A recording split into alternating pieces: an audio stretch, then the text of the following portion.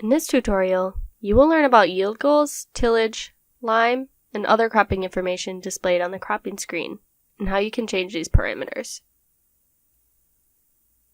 The cropping screen can be very informative and provides the user with the many adjustable parameters that need to be taken into account while planning your farm.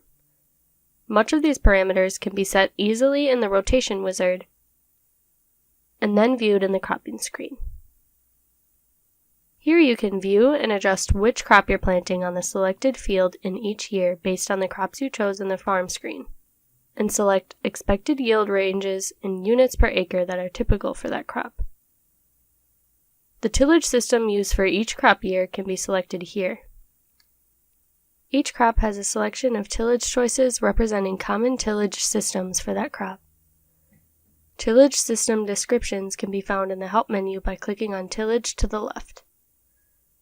Soil test dates are automatically set to the most recent test date if multiple soil tests have been entered, but can be adjusted if you wish.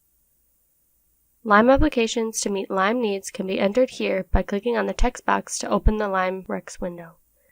More information on the lime recommendations and applications will be addressed in the video on adding lime applications. You should also check the box next to irrigated if that field was irrigated that year, because that may increase nutrient recommendations for some crop and soil combinations. Also within the same year is the MRTN ratio that can be adjusted based on yearly fluctuations in nitrogen and corn or wheat prices by clicking on the MRTN text box. More information on MRTN will be addressed in the MRTN video tutorial. Finally, notes can be entered here for each crop year.